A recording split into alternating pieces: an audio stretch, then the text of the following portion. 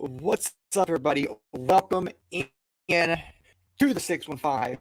It's your host, Leos, and welcome to the 615 studios. And it looks like our guest is in, but yeah, so we have a busy night ahead. And so let me go ahead and bring our guest in so we can go ahead and get started. Hey, Lee. What, We're trying to get in the there we go. So, yeah, some big news has been coming around the NFL. Rashawn Evans is heading to Atlanta.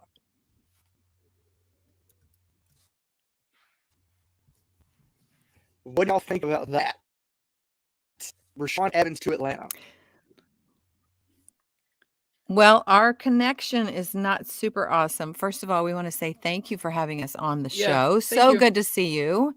It's been a minute. It has been a minute. But could you repeat that last question that you just asked? I'm so sorry. Our So, connection is not super great.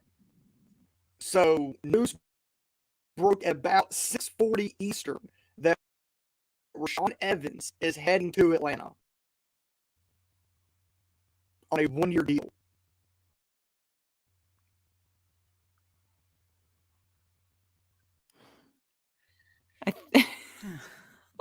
I'm so sorry, Lee. I think that you said maybe Bo Brinkley is going to Atlanta. Is that what you said? Rashawn Evans.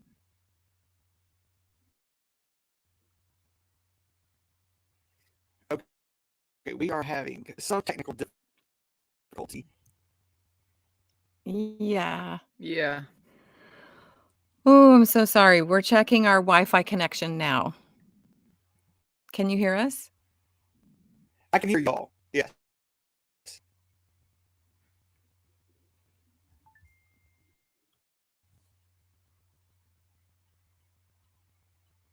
TNT. So We'll try again, Lee. Can y'all hear me? We can. And Okay.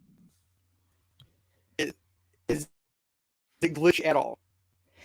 it's glitchy a little bit. So what I'm starting out with is Rashawn Evans. Oh, Rashawn Evans?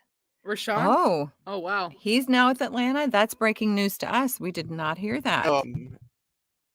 Ian Rappaport broke that news at around 6:40 Eastern. Whoa. Well, Kaysen was at track practice, so we were a little occupied. So there's now oh man. There's four former Titans in Atlanta. Start headlined by Rashawn Evans, Marcus Mariota, Parker Hesse, the tight end, and Bo Brinkley. Yeah. Yep.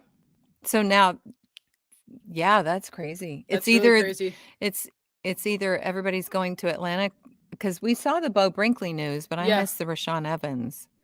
I'm not surprised. No, the Rashawn Evans news broke less than an hour ago. Yeah. Yeah.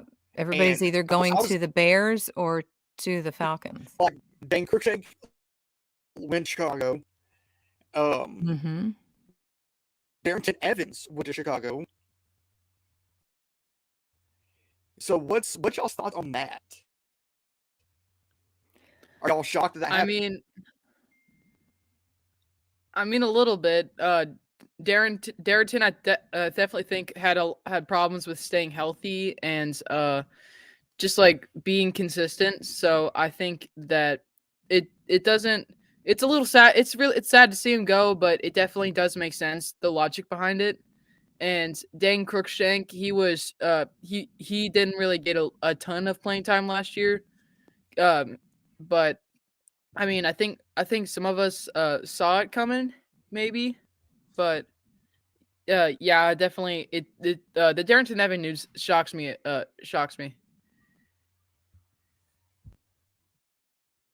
And of course, what y'all's thoughts on Rashawn go to Atlanta to be reunited with Arthur Smith and Dean Pease? I'm not surprised. I think it'll be good for him, but I think he, it's I think he kinda lost his job Yeah. during the season When we brought last in year, Cunningham. Yep. and David Long Jr. Yep. I definitely think that Rashawn, he didn't really have like the same power and intensity that he did in the 2018, 2018, yeah. 2019, and it was just a little apparent that he was not exactly like the big pass rusher he was. So Such a great I person, know.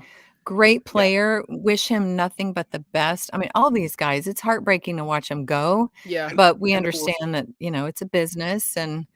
and excited for who's coming in the door next, Yeah. you know? And of course, Jaylen Brown headed to Las Yep, Vegas. to the Raiders. Mhm. Uh, Yep. I mean, Can Would I love say to have seen him stay. I definitely think I a can lot of people saw it. I definitely think a lot of people yeah, saw it coming after they signed him to a 1-year contract. I think that everyone knew that last year was just going to be his last year. yeah. I'm gonna say I did not see him go to Vegas. Yeah, If I didn't and then of honestly know where course he would end up. and then of course looking at the AFC West, that division is loaded. I know. You I got Patrick definitely Mahomes, think that. Russell Wilson, Yep. two high quarterbacks in that division, along with Devontae Adams now in Las Vegas. Yeah. That definitely brings out the receiving core in Las Vegas. With Derek, that to help Derek Carr really get to the next level because he's a good quarterback. I definitely think that the Raiders and the league see potential in him, and with Devontae being such a good receiver going deep, I think that just adds a lot more core to this receiving core. Yeah. Mhm. And then Khalil Mack to the Chargers. That's defensive Khalil front Mack. Yes. for the Bears. Former Bear, former Raider is now in Los Angeles. And that front four just got a whole lot scarier. Oh, yeah. Yeah. Um. I. It was cutting out the last part, so we didn't really get to hear a You said the whole. front four is gonna be scarier. Oh yeah, A whole Yeah, lot it is scarier. cutting out just still a little bit. But I'm going to just address some rumors that are going around. AJ Brown is going nowhere. yeah. Nowhere. He's gonna stay here. It's silly for people to still even be talking about it, quite honestly. Yeah. Yeah, mm-mm. No. And It's just the noise. guy that is spreading those rumors is like an insider for the Jets. And I basically, I clapped back a little bit at him. I'm like, Oh. AJ Brown is going nowhere.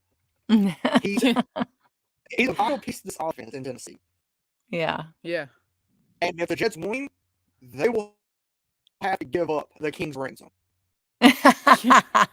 And we're not talking about Derrick Henry's ransom. Nope. Yeah. Or maybe we are. No. But Derrick Henry kind of money. Yeah. yeah, of course, we have Titan Pratt in the house. So Titan Pratt, what what's is up? up? Hey, what's up? So of course we are here talking tight end. Probably one of the big seeds the Titans need, right? Now, Yeah. yes, we signed Austin Hooper. He is a threat. But who do we have outside of him? Jeff Swain? Right. Right. Well, Jeff Swaim we signed him to a 1-year deal. Yes. But I definitely And think that Yeah. I think that Austin Hooper will be what people wanted Anthony Ferkser to be this last year. Yes. And of course, Because what about the trade for Robert Woods? I was really excited to hear about that because Robert Woods is has a lot of depth. So, and he's going to pretty much also be what everyone expected Julio to be last year, except a lot And healthier. I expect him to be a vital piece in our offense from day one. Yeah, Mm-hmm. Definitely. definitely. So, getting into wait. Yeah. All right, so I want to get into some tight end talks with some prospects So, from the draft, and I listened to a conversation that Teron Davenport had on his podcast, Talking with TD. Shout out to Ron. Yes, shout out to Ron, where he interviewed Anthony Ferkser, No, Anthony Beck. Anthony Beck. My Yeah. bad, It's Anthony all Beck. good. Yeah, Anthony Beck, a former NFL tight end. He played for the Buccaneers and for the yeah. Jets. And But of course, I have something planned. Oh, you Y'all have ready for something this? planned? Okay. Oh, there we go. All oh, right. nice. Well, nice. let's go. So we're going to look at what would be Dark Horse's numbers 6, numbers 10 through 6. And this is where I have them laid out. Sam Laporta from Iowa. Do I like him? Yes. But does he have the intangibles? Yes. But there are guys that are a whole lot better than him. Yeah. And who on y'all's list is not on here? Let's see. Charlie Kohler Where's and he from? Jake. Charlie is from Iowa State, and And Jake Okay. Ferguson, he is from Wisconsin. And then Well, Jeremy I do Rucker.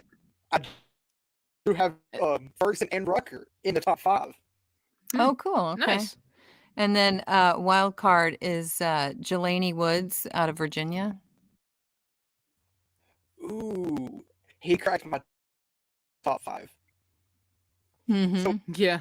but of course, Wadamar, you said there, Texas A&M was originally my number 1 tight end, Okay. Okay. but he slowly started slipping down. He slipped from 1 to 3, and after the pro day, he completely fell out of my top 5 Hmm. because of his 40. He ran a 5.03 40. Wow. And the question I was wanting to ask is, were they running uphill or something? That's 4 still yards pretty dang uphill. fast. I don't know. Tight ends, I was listening, like Kason said, we were listening to TD's podcast, and these guys are like super tall. Yeah. Everybody's Yes. over 6'5". And so, typically tall dudes are not super fast. Yes. But But so 5 something is pretty good still. Yeah. I don't know. so who is y'all's number 5 tight end? What Just would you say? just inside y'all's top 5. I'd say I don't know. I'd probably say Terry McBride from Colorado State, probably. Trey McBride, you mean? Yeah, Trey McBride, my bad. Yeah, I Brian's definitely probably a little tired from school. I think that he that is well rounded and just really agile, and he is kind of like he's been compared to like a young George Kittle a lot. Well, my number 5, I went with the name y'all said, in Jelani Wood Yeah. Yep. out of Virginia. Y'all see, he's a Mhm. 6'7" tight end. Yes. Yes. Yeah. He's huge. Could he? And he's doing one of my first there. Matchup nightmare. Most of the guys that will be lined up on him, either linebacker or safety, you're looking between DB. You're looking from anywhere between 5'10" and 6'1" between linebackers and DBs. Mm-hmm. Mm-hmm. So he easily has almost another foot. Yeah. Yeah. And then outstretch his arms to catch the ball. We're And talking weighs about almost 265 7 pounds. foot. And he fights for everything. and as I said, he can line up in line or at wide receiver. I looked at his tape against Louisville, and it was down inside the 5. They had him lined up at the bottom of the numbers on a corner. Wow. That corner didn't stand a shot at him. Yeah. I definitely think that'll be a big advantage size wise in the NFL. Mm-hmm. And in a lot of mock drafts I've taken him at 90. And I can't remember what number our picks are, honestly. Do you? I know our first pick's 26, 90, 131, 143. That's our first 4 picks. Mm-hmm. Wow. We have of course a first, third, 2 fourths, a fifth, and 2 sixths. Okay. So, and our second pick and the 4th and the 6th are both compensatory. And of course, you see, I didn't find a bad thing on the kid when it came to his game. Say that again, Lee. It's like breaking up a little bit. I didn't find a single thing bad to say about this kid. I couldn't find a single thing. Yeah. But I definitely think a lot of teams would want this. So would want a guy like him, like a huge dude that who can beat the coverages and just get more big chunks of yards more than he needs to get. I definitely think that a lot of teams in the draft would try to pick him earlier, but if the Titans can get him, I definitely think that'll just keep adding depth to this receiving core. And then, of course, getting to the number 4, I went Jeremy Rucker out of Ohio State. Oh yeah, yep. He's on our list. There were a few things. Yes, he had a problem with fumbles. That was his big thing. Was he fumbled quite a bit with the ball in his hands. I remember that. Well, but they were saying that he didn't really have a lot of catches at OSU. I mean, obviously, you just said he had fumbles, but and of course, you see the stats right there: 26 catches. Yeah, but he, they had a huge receiving core there at OSU. And of course, but from what they're saying, like he's Garrett Wilson. The names like Garrett Wilson, Chris Olave, who are 2 of the top 5 wide receivers in this class. Which, of course, if I'll stick around for next Monday, we will be talking wide receivers with Titans and Drew. That's gonna be fun. And then, of course, not to mention, 2 weeks from tonight, we will have the man Matt Rogers on the show. I know him. I know him. Such a good dude. We'll Getting ready to be a dad again. Yes, and of course, congrats to Will Compton. Shout out to Will Compton and his wife for their beautiful baby. I'm assuming she's beautiful. I mean, because him and his wife are beautiful people. So, yes. And then, so who else was in there for y'all in those top 5?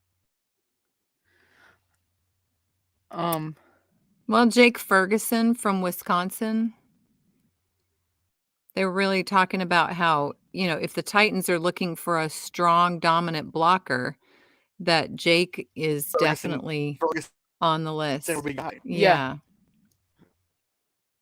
Well, funny thing. Next up, at number 3. Jake Ferguson. How about that? And look at his stat against Nebraska right there. He caught everything that was thrown at him. 8 catches on 8 targets, 92 yards. And he's a threat in the screen game. That'll be good. I would like to. The Titans did I mean, they had some good plays with Jerry McNichols on the screenplay this year, but having a tight end do it and like their big with like his big ability and his speed, I definitely think that will improve the screen game a lot. And of course, you see he has speed. 4.71 40. That's pretty good. For a 6'4", 244-pound tight end. Pretty great. That's really good.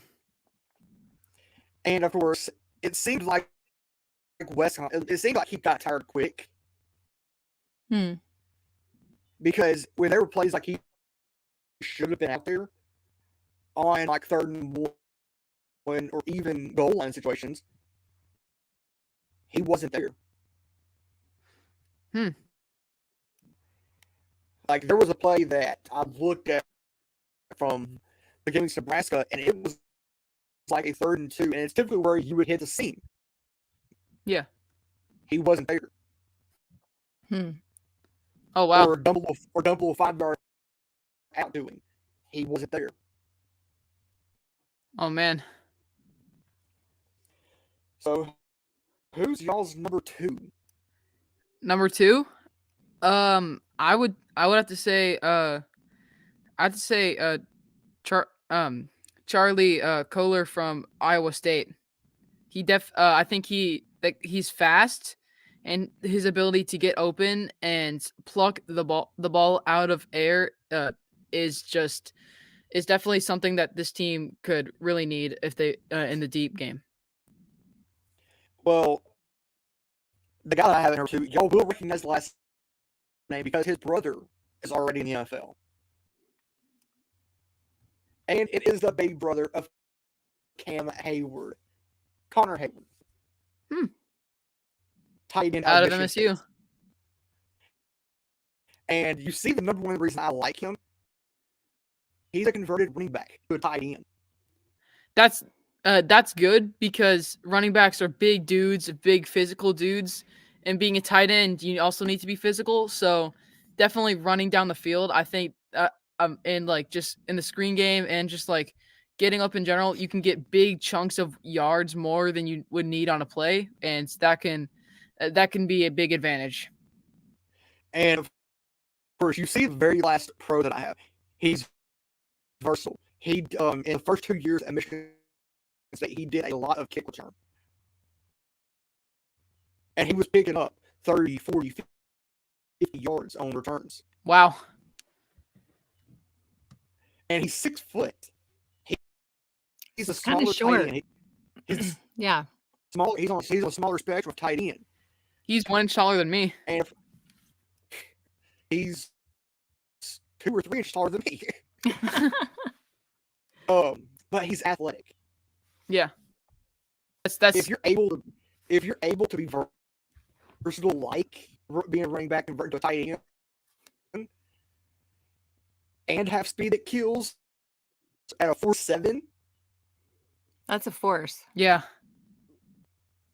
That, and of course, those are the kind of guys that Mike and John like. Are those guys that are versatile like that? Yeah. And so who in fact is y'all's number 1? I think personally, it's it's going back to Jelani Woods out of Virginia. He's our number 1. My number 1. If you're based plainly on yards, you have to talk this guy right here, Trey McBride. Trey McBride, yeah. Yep. He's on our list. He's only 6'3", but look at how many yards he had. Over 1,100 yards. Wow.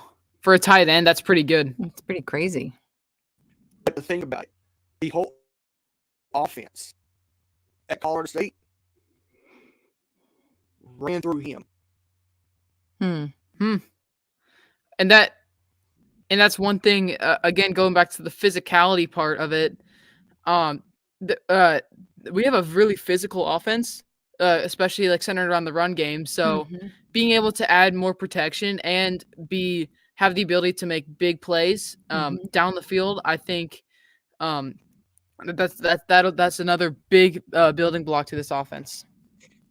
And of course, you see the pros are he has big playability. He's a physical run blocker. And that's what we need, somebody that can be physical in the run block. Yeah. And great hands and awareness. If he knows he's going to get hit, he's tucking that thing away. And he's great in coverage. And like if you get him one-on-one with a safety, he will be sure that safety all day long. Yeah, that's a beating coverage. I definitely think for this offense that will be a big advantage. But the one con that I have, I looked at his tape against Vanderbilt. And every time they would lock him up, even if he caught it, he couldn't get away. I remember that game. Like he couldn't get away from a double team to save his life. And so, and of course, I want to get y'all's thoughts on. Of course, I know we're probably going to go wide receiver in this draft. Yeah. Who are some receivers y'all would like to see? That's a tough one. I like Cincinnati's wide receiver. I forgot his name, but I think he won the Heisman, possibly. I'm not sure, but I got nothing on wide receivers, Lee. I studied all the tight ends. Sorry. There's one wide receiver I'm gonna throw out, Jahan Dotson, out of Penn State. He's big. He's physical. He's athletic, and he's one of those kind of wide receivers that can take the top off of the defense. That's kind of need that. Being a big guy and being a receiver and having the ability to run fast. It's kind of like having a tight end at a different position. That's one big advantage to it. Yeah. Well, so what do y'all have coming up? Oh man. Show-wise? That is a good question. We have been on hiatus for a little while since February. We had a big episode that we had before the Predators faced off against the Lightning. Yep, the Stadium Series game. And, we're just trying to finish up the school year, quite honestly. We've got another month, right? Here. Yeah. But we will actually be going to visit Mike Keith and Amy Wells. They're doing a live podcast for the OTP, a live recording this coming Saturday down in Columbia. So we'll be visiting there. So anybody that's in the area will be there. Be sure to tell us hello. We'd love to meet you. Yeah. And but yeah, right now we don't have anything in the foreseeable future, but we'll probably be doing something centered around the draft. Yeah. At the end of the month. So yeah, I have a lot coming up. Put this under calendar, April 6th. You are a busy dude, Lee. Wow. You got some celebs on. We feel honored to be a part of it tonight. Well, I'm literally dropping something every day this month. Wow. Rockstar. Of course, the episode I have coming out Friday is on an interior defensive lineman, Marquand McCall out of Kentucky. Very cool. Put him in that interior defensive line with Jeff and Nico. Nobody is running up the middle.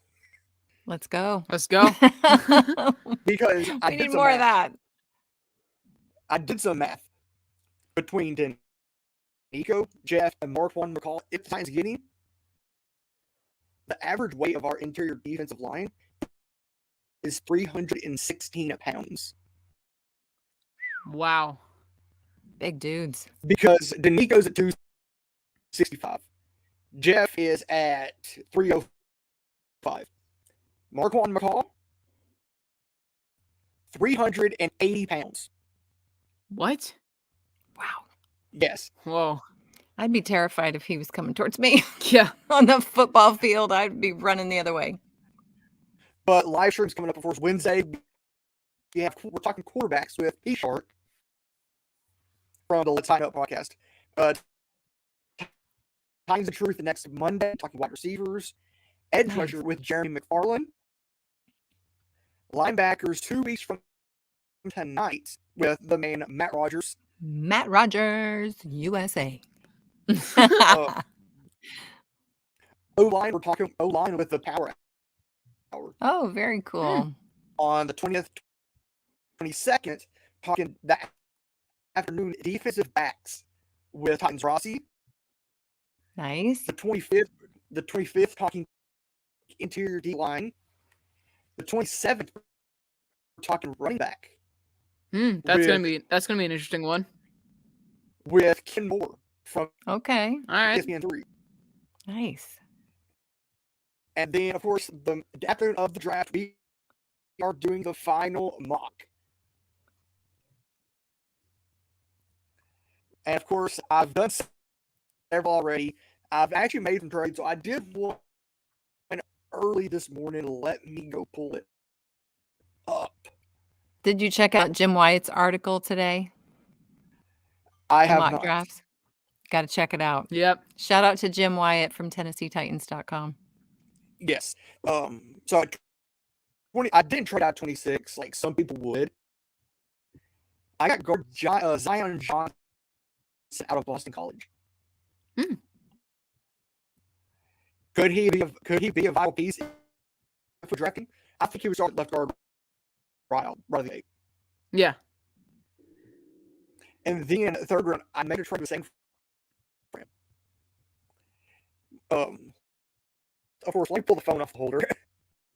Oh, that's I traded pick 90. I traded back to 93 and got the tackle out of Arizona State, Kellen Dyche. But then I also pick up 262 from San Francisco. 131, I got Kevin Austin Jr., wide receiver from Notre Dame. All right. They're the fourth. And then 143, got Devontae Price, halfback out of FIU.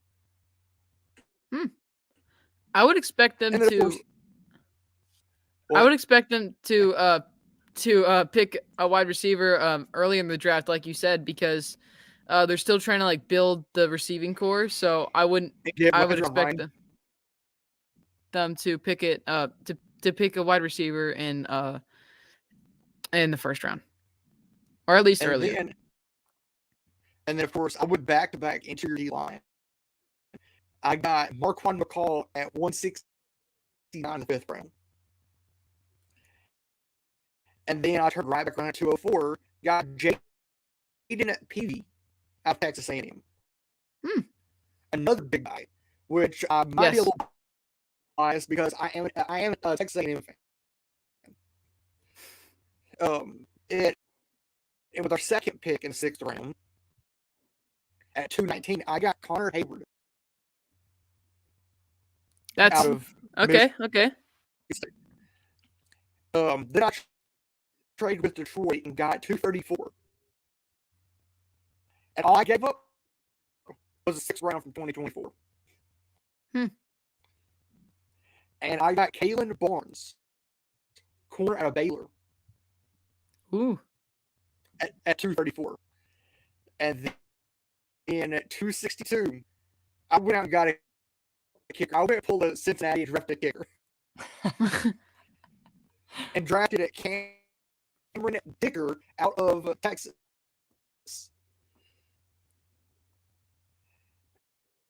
And like I've done a lot. Like there was one where I traded back and got 2 picks back to back pretty much. I traded with Detroit and got 32 and 34. And grabbed Jahan Dotson and Desmond Ritter back to back pretty much. because you have to think, Tannehill, he's not getting any younger. Yeah. He'll be, I think, 34 going into this season. Wow. And of course, Brett Kern isn't getting any younger. Randy Bullock isn't getting any younger. And how teams have found ways to win games is getting younger up front. So, in my mind, after this year, Taylor Lewan could be expendable.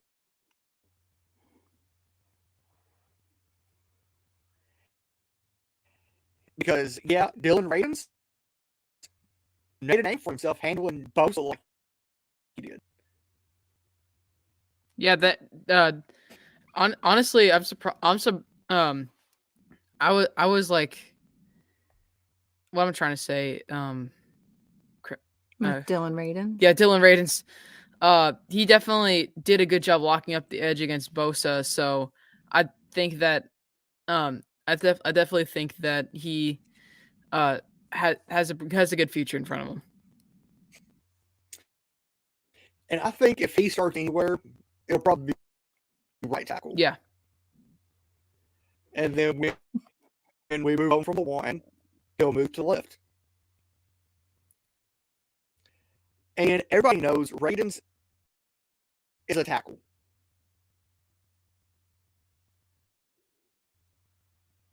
There's no way Radins is anything but a tackle. So, of course, where can people find y'all at? Well, we are on Instagram at Titans Talk with Kaysen. And I am on Twitter at I am Zap Girl. You got it up on the screen already. Look at you. Feel very fancy. And I admittedly we're not super active right now on either platform because we are just right in the middle of life. We have lots going on in the world of school, but try to pop in there. But you can always DM us and send us a message. And yeah. And with the draft getting ready to kick into high gear, we'll be jumping on more too. So Yeah. Thank you for having us, Lee. Thank you so much. It's been great to see you again. Yeah. Yeah. And I'm going to holler at y'all after we get off here. Okay. All right. Okay. Well, everybody, that was Titans Talk with Kaysen, and we'll be back on Wednesday talking quarterbacks with B-Shark.